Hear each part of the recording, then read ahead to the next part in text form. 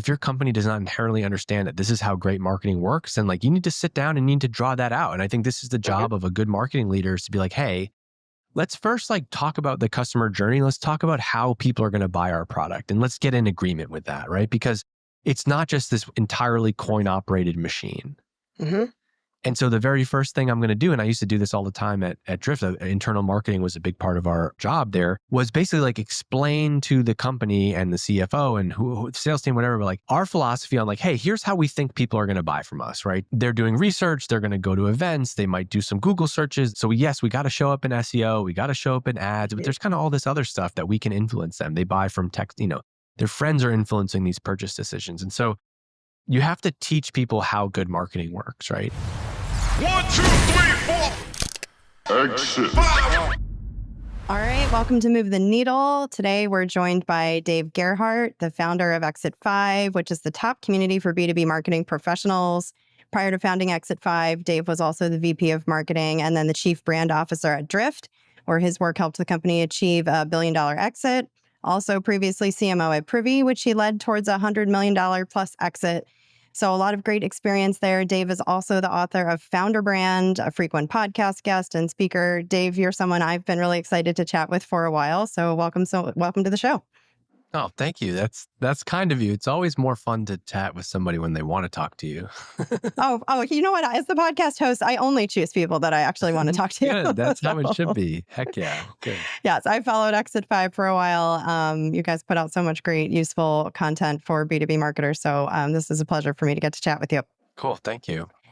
I wanted to start by talking about community. Obviously, this is core to Exit 5's offerings and something you talk about a lot.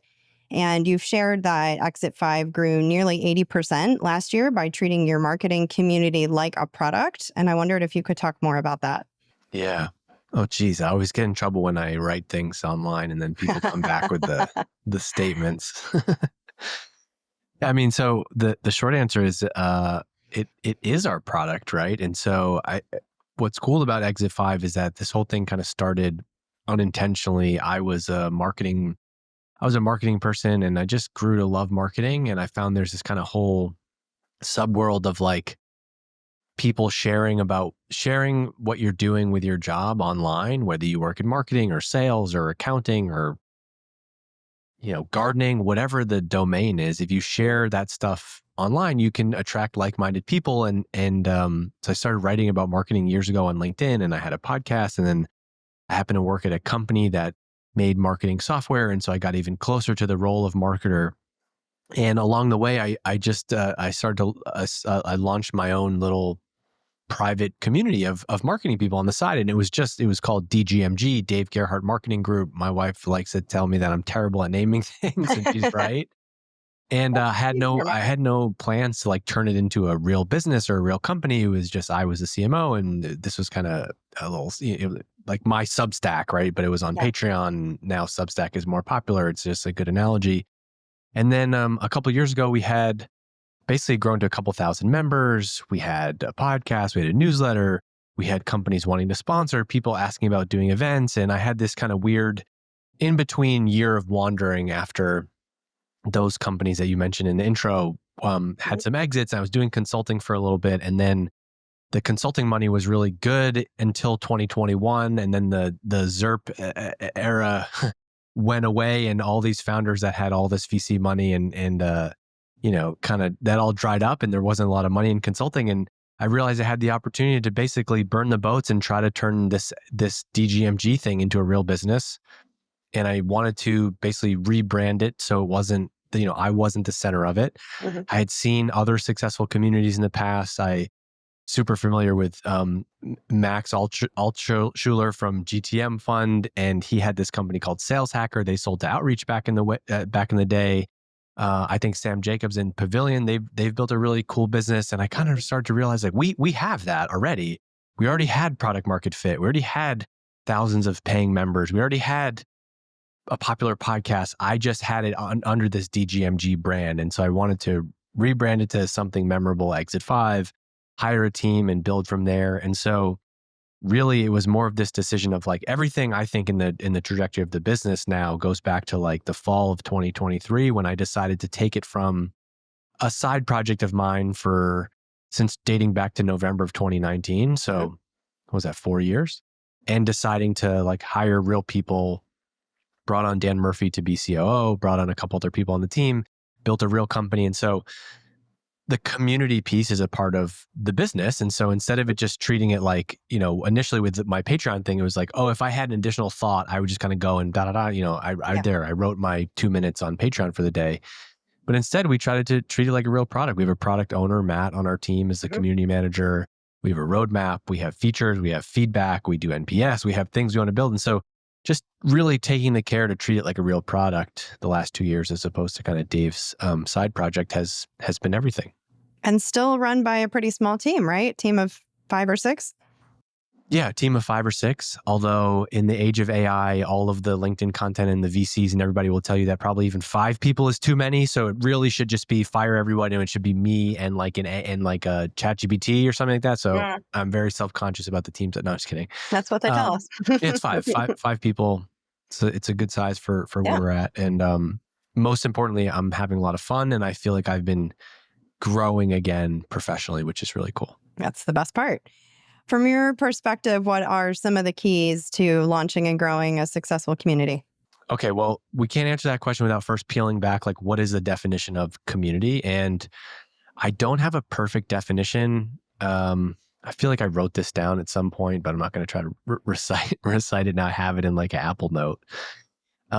Because I wanted to try to write a definition first. Actually, I'm going to see if I can look it up while we're here. Because a lot of people ask, obviously I'm a huge thought leader and I'm building community, and that was a joke. You didn't laugh. You never know. Some people think that's funny. My team gives me a hard time. It's an internal joke, and I say it externally like, wow, he really is an asshole.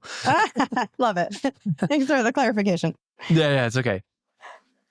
So there's like, so the community question is interesting because there's a community, which is like a Slack group, but ours is on Circle. It could be, WhatsApp. It could be whatever. And then there is community. Like I live in this town in Vermont, and there's a local community because we all kind of live in this surrounding area, and we want to take care of the land, and we pay taxes, and we go to the school. And so I think that first question is like, are we talking about, should you build a private, walled community user group place? And I think you can make the case that maybe you should, maybe you shouldn't, right? But I think the broader thing is like, community to me is one of the most powerful ingredients in marketing, because basically you're tapping into this shared interest. So let's forget about like where it's hosted, what it is, private community, public, whatever, actual place somebody goes to log in, and more just like, Dads Who Run is a community. That doesn't mean that we have a Circle product that we're going to go log in, but I think this is what the unique opportunity is from a business standpoint, which is like you're selling a product, right? Like you work at Databox. How would you describe the product? Like 1 or 2 lines about like the space you play in, data analytics? Yeah, business intelligence. Yep. Okay, business intelligence. Perfect. And so there are plenty of people in the world who work in business intelligence. There is probably something that they can rally around that has nothing to do with Databox, but you can be basically the stewards of that conversation, right? They all go to work every day. They all have problems. You are in the middle of those because you have customers. You know this world really well. Pete's been working in this industry forever now. Like you have all this information and knowledge. And so you can basically be the one to host the party. Yeah. And people build that's one form of community, right? Another form of community is like, people just love certain products. Like, Strava is a great example of like people who run or bike. They have this great app. You can track your runs. That app by the nature of it has community built in because we're going to be friends. We're going to connect on the app. You're going to see all my details. And then there's the other example, which is like, okay, do we want to build a private walled space for people to hang out? And there isn't one really. I can't give you one snippet for social media to answer that question because I think it's kind of like anything in marketing. There's a lot of nuance, and I would kind of run down the plays there.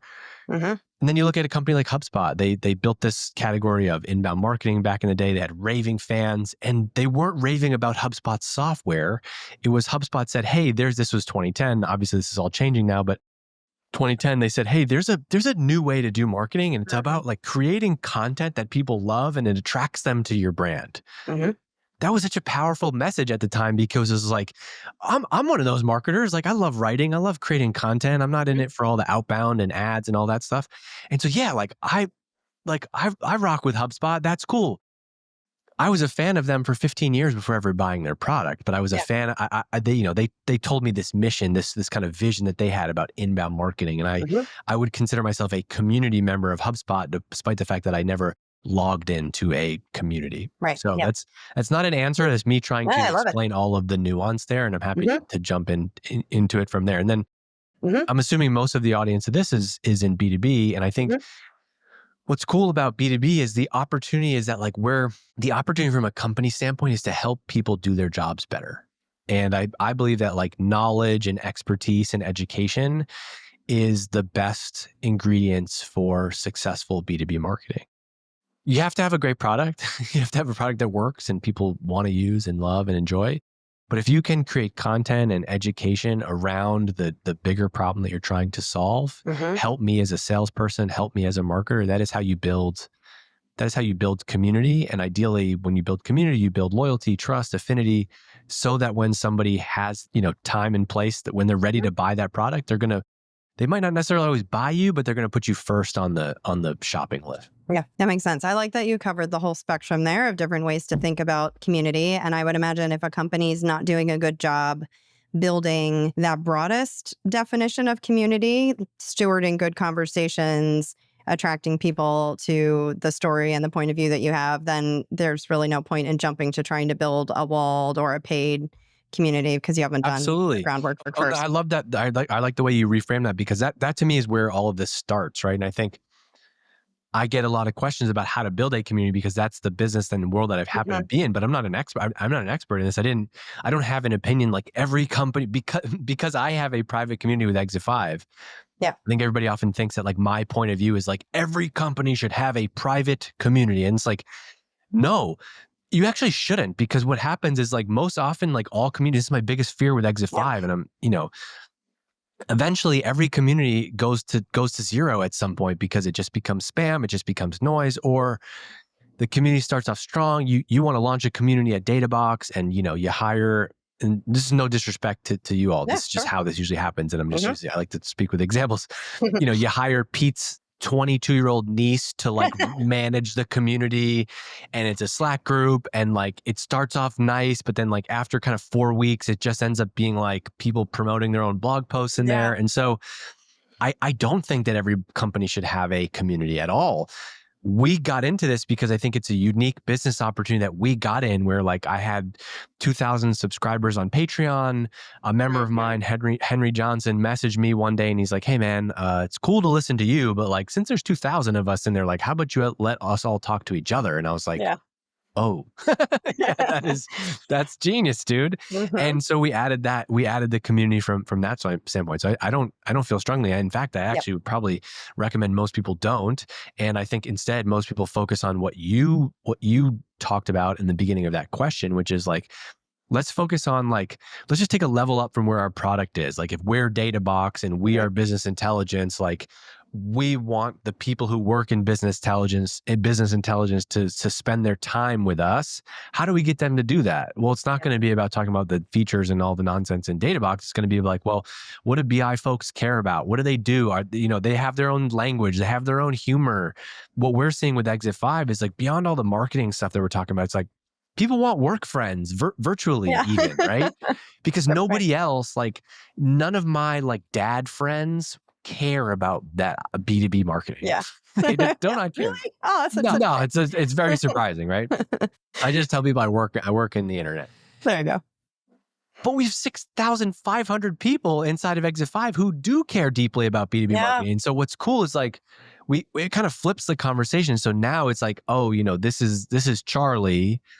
Charlie is VP of marketing at this AI company. Charlie also likes to run. Charlie also has 3 kids. Now we're building a friend. So it's not just about like that we share like hot marketing tips in there. Like we're really seeing this. That's the power of community, is connecting people. And so that's like the approach from like the Databox side is like, how do we connect people in the BI world? And then the result of that downstream is hopefully they'll end up buying our product one day. I love it. I mean, music to my content marketing ears. So Wait, the hard part though is so that everything I just described is like that's how marketing works. But then like the CEO and the CFO offer like, awesome. So how are we gonna measure that? oh, how did you know that was my next question? I didn't, but it's I like, mean, we are a I don't business know. We're gonna intelligence try. We're gonna company, cookie so everybody, yes. and we'll make sure that anytime they talk about our company, they will use a UTM link, and we will be able to perfectly measure this. I promise you. You mean you haven't figured out how to perfectly measure all of it? That is a No, question, though. absolutely not. Yeah. Do you How want to about ask the question? Why don't imperfectly? you ask the How question? about imperfectly? How do you try to tie, we'll say, community, social, the broad definition of community engagement back to business outcomes? Okay, so I feel like whenever we talk about this question, we by default assume that like the people in our community and in our audience are just complete morons and have no idea and no recall, and they'll never tell you. And Mm. what I found, I'm certainly not an analytics expert. I'm good at writing and storytelling. I haven't done this at a humongous company, and so I'm sure the rules are different for how you'd measure, the ROI of a billboard by Cisco in the Austin airport. I don't know how to do those things. It's not what I'm good at. But I find that a lot of times, believe it or not, people will tell you. That's it. That's number one. We can riff on that more, but that is the number one thing. And in fact, I worked at this company called Drift, and we had this amazing podcast there that we did. And the podcast was not about our product. It was about work and life and entrepreneurship and startup lessons. And no joke, the first $1 million in pipeline and the first $1 million in revenue that we did as a company, we probably had 5 sales reps at the time. I would bet you that 75% of them would tell you like, hey, so I was on a call with a prospect today, and she told me that she listens to Seeking Wisdom and she's a super fan. Mm. So how do we measure that? How do we know? That is how we know. She just told us, literally just told us. But it's like, we want to try to like break down all of the ingredients, and it's like, okay, well, this part costs $20 and this part costs $10, and we need to add them all up and then like make the math work by the part. But it's like, no, this is good marketing, which is, it doesn't feel like marketing because it's really not. It's community building, it's audience building, it's content, right? Content is your thing. Imagine every single article you wrote, you had to like try to tell someone in your team like what the ROI of that article was. Yeah. It's like, no, that's not how it works. The goal is like, over time, we publish lots of great, relevant, useful, specific content on the Databox site. We get more traffic, we get more links, people talk about us. Now people just start to show up without us doing anything, and they hear about us. And so what's really cool now is, and we didn't have all this in that era, which is like, all this is going to come up on sales calls, and you can record them with whatever you're using and get that data. Like, that's what I would be looking for. Be like, how many of the 100 customers that we close this month, if you have a motion where you have sales reps that are in that process, or even customer success or whatever, like, just ask them, how did you end up hearing about us? And they're going to tell you, oh, I went to this event, or I listened to this podcast. And so I think you can find ways to measure anything, really. I read this question as more of like, how do we justify it? And I think the way that you need to start by justifying it is like, if your company does not inherently understand that this is how great marketing works, then like, you need to sit down and need to draw that out. And I think this is the job of a good marketing leader, is to be like, hey, let's first like talk about the customer journey. Let's talk about how people are going to buy our product, and let's get in agreement with that, right? Because it's not just this entirely coin operated machine. And so the very first thing I'm going to do, and I used to do this all the time at Drift, internal marketing was a big part of our job there, was basically like explain to the company and the CFO and who sales team, whatever, but like our philosophy on like, hey, here's how we think people are going to buy from us, right? They're doing research, they're going to go to events, they might do some Google searches. We got to show up in SEO, we got to show up in ads, but there's kind of all this other stuff that we can influence them. They buy from text, their friends are influencing these purchase decisions. And so you have to teach people how good marketing works, right? Yeah. Did you buy that like Claire V bag because you saw this direct response ad and immediately clicked on it and bought it? It's like, no, you got a friend who had that bag and you like that style. And then you end up like hearing this thing, and you heard this, like the founder actually like is a big believer in like women's rights, and she donated all this money to this cause. Oh, that's cool. That brand is really cool. Yeah. Then you happen to be sitting on the couch one night and you see an ad and you're kind of like, watching Bravo and it's kind of boring. And then you buy the bag, right? Yeah. The ad is going to get the credit for that. It's the same thing in B2B. It's being able to tell that whole story. And so I think people are going to tell you by doing it. I also think the way you measure this is one of the simplest ways to think about brand in this sense. And I think about brand meaning like your reputation, not your, logo or colors, is how many people showed up to your website directly, right? Like what I've heard the term Databox. I know they do business intelligence. Like how many people went directly to databox.com? Because large percentage. who's doing that if they haven't heard?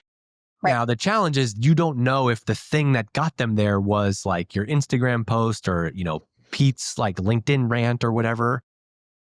But I think we're just looking at broad strokes, like, and then the other part is like with social media today, you can just feel, you can feel it. This is what's amazing about social media marketing. And it's not a secondary part of a brand strategy anymore. It's the core part. It's like, and I'm sure I've seen Pete's content as an example, but like, I'm sure you can write about things and the response to a topic now becomes a signal for like, man, when we write about blank, right? Well, give me an example. I'm sure that's happened inside the company lately.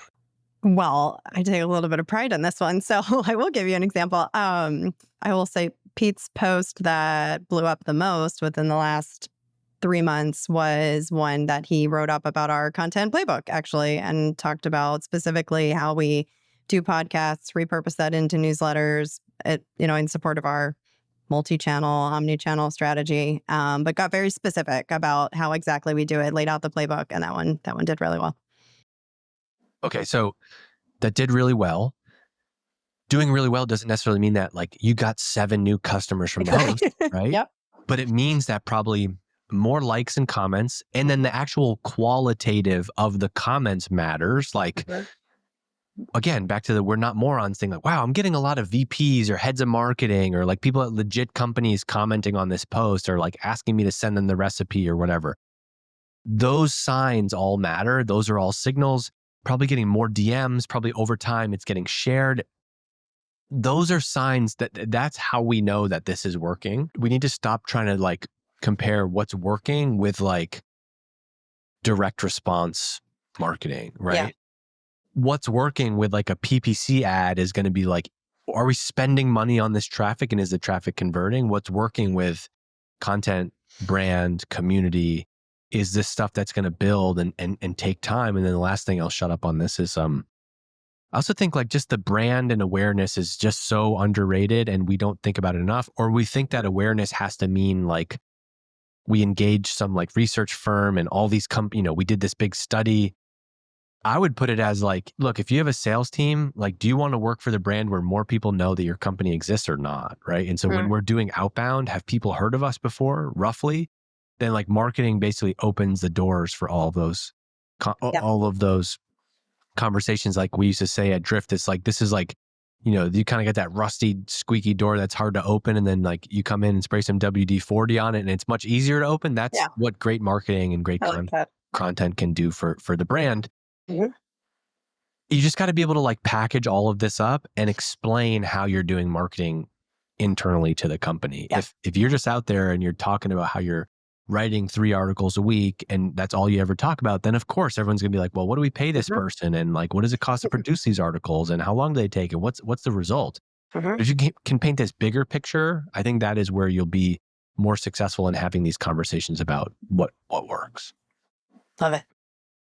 Do you have a hard stop or No, I can keep going. Actually, I figured this was like 1 to 2 anyway. So okay, awesome. Thank you. Since you are a community-based product, I'll ask, what are the measures of success, the metrics and KPIs that you look at and that are important to you so the number one is NPS, Net Promoter Score. Just how likely are people to recommend this product? How happy are they? That goes back to that, because all the stats and everything doesn't matter if people don't want to be there. And so we look at that, number one. Number 2 is probably monthly active users and just engagement. Like, and then obviously it's a paid community. We're not trying to like, sell you a software license after. So for us, it's not really like a lead gen tool. It is the product. And I think having it be a paid community helps create a bunch of value and keep a lot of like the riffraff out. I think Peplaya has called it that, and I've taken that. It keeps the riffraff out. Nice. So new members, revenue, churn. Makes sense. What else? Then like the leading indicators would be traffic. Our email list is a big part of our business. And so looking at the health of that list, opens, engagement, unsubscribes, and then just like where traffic is coming from. Like for example, it's today we're recording this. It's the third week of July. The first 2 weeks, a big portion of our traffic, probably 50% of it, comes from advertising, and it was slow, and so we weren't generating a lot of contacts. Traffic was down, contacts were down, everything was down. That's kind of what we would go look at, and then the longer term view on it is twice a year we'll measure NPS of the community and use that to determine like, are people happy with the product? And if they're not, based on that feedback, what do you do with that data? Well, we don't. We just gaslight them until they are happy with the product. How's that working? Yeah, it's great. It's great. Totally recommend it. No, I mean, so obviously, like we measure NPS once or twice a year. We don't wait to make changes. What's amazing about a community-based business is that the feedback loop is kind of always going. I mean, I'm in the community every day. I'm getting messages from members all the time. Our team is getting messages. We're seeing posts. We're seeing comments. Like feedback loop is always there. Every week we get, if somebody churns, hopefully they leave a note about why they churned, and those get fed into your Slack. And so we can see the churn reason about why. And so there's all those like indicators along the way. And then we have a regular like community discussion, community meeting where look at the community metrics, we have goals. And so we're kind of, it is a product, right? So we're always talking about it. And so if it's like, hey, like churn has been brutal the last 2 weeks, like let's do something about it. Or like, hey, we did this thing inside the community and it flopped. Like, let's have a conversation about it. Let's do it. We're treating it like a product. There's sprints, there's goals, there's a roadmap. Yep. And it's nice being I don't know if you feel the same way. I know for me, being at a smaller company again, where like those changes can happen quickly is really refreshing. Been in a few larger orgs where those wheels turn very slowly. Yeah. I don't know if I could, kind of only worked at smaller, fast moving companies. Big for me was like 300 people. Well, I guess I worked at HubSpot. That was a lot of people, but I was on a small team. Okay. Yeah, that would drive me nuts, especially just with the speed of like how things move today. Like we just believe in like daily shipping, weekly shipping, constant like small iterations to make things better. It's a much better experience for the customers. So I love that you are in the community every single day. People are reaching out to you. You said you're, I'm sure, watching the discussions that are happening there. So I would love to know, like, what's the chatter right now? What are the top things? I know AI has to be one of them, but what else are the top B2B leaders talking about in your community? I mean, I wish there was an else, but it's AI. Yeah. There's no else. I think the else is like, I would say I kind of bucketed things in my head right now into like, there's the kind of maybe timeless is the wrong frame for it, but there's the strategy, the stuff that marketing leaders and marketers are always talking about, at least until all of our jobs are replaced by AI, is like strategy stuff, hiring, firing, goal setting. Hey, like I just got asked to take over this new like geography and we've never had a sales rep over there before. How would you think about structuring comp and kind of those like strategy level type of stuff? And then all of the other stuff is very much AI related, and it's not just AI tool related. I think that the challenge is like what's happening with the AI stuff is that it's not about like the recipes of how you're using these tools. That is a hugely popular, we do a ton of content around that, and that is going to continue. What the AI discussions have caused is kind of this like existential, like, where is marketing going? Yeah. What is happening? I talked to a CMO, 2 weeks ago, and she was like, my company, like I got 70 people on my team and like board and our founders and everyone is pushing me to be like, what are we doing with AI? Where does it, what does the future of the team look like? And so it's not just like how you can use AI to send an SDR outreach email, and Right. we're going to show you how to do that. It's bigger than that. Those things are interesting, and we show a lot of those, but I think it's really people are rethinking about the role and the goals of marketing in this world, and I think it's I was in like seventh or eighth grade when the internet really happened, maybe sixth, seventh, eighth grade when the internet happened. So I can't, wasn't thinking about this. I was rolling Smarter Child on AIM. But it feels like that. It feels like, okay, we all work at these businesses where we just got access to the internet. Like, what's going to happen? Yeah. That is the macro thing that I think everybody's talking about and thinking about. Would you say in general, the sentiment is optimistic, pessimistic, somewhere in the middle? I think the pessimists are pessimistic about it. The optimists are optimistic about it. I think if you put them all in a bucket and you blended them together, I think it would be right down the middle. Yeah, it's probably, yeah.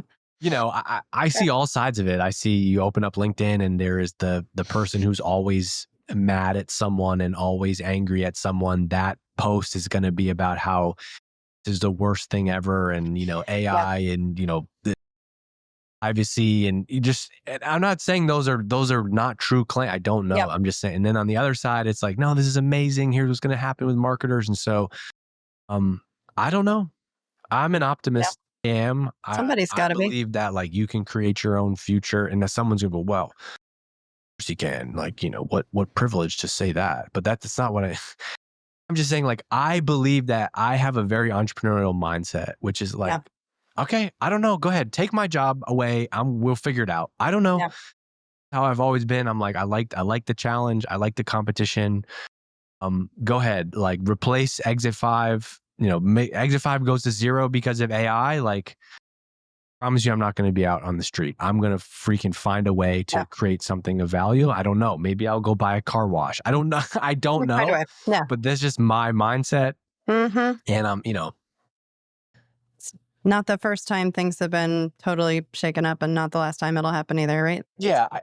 Look, I also feel like there's like, and I kind of go back and forth in this every day, which is like, rate of change of AI is insane right now, but at the same time, it's still not perfect, and you need a human in there to take things to the last line, right? And so everybody's obsessed. Like right now, there's Google has this like VO3. I'm sure you've seen it, where you can basically write a prompt in Google and they make this like 8-second video for you, right? If you don't know what you're doing and you go do that, it's terrible. I've tried. I cannot make a good VO3. If you are funny, witty, creative, know how to prompt it in the right way, have done a bunch of research on it, then like, yes, you're going to get a better output. And so the variable there is still like, a human.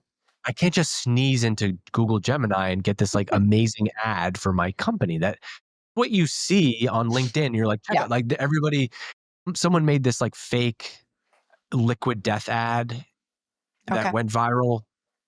And it's not like Dave Gerhardt just sat down at his computer and like, wrote 3 sentences into some AI tool and got that. Like, there is real work and real creativity. And so I'm choosing to take the optimistic view of like, I think of this as like, I love marketing. I love creating, treating this stuff as like a video game or some super intelligent software going to allow me to like do my job to the max. Or like you as a content person, mean that you're all of a sudden all the Databox content is going to be AI slop because you have access to all these tools. It's like, oh, now a team of one, look at how many things I can do by myself.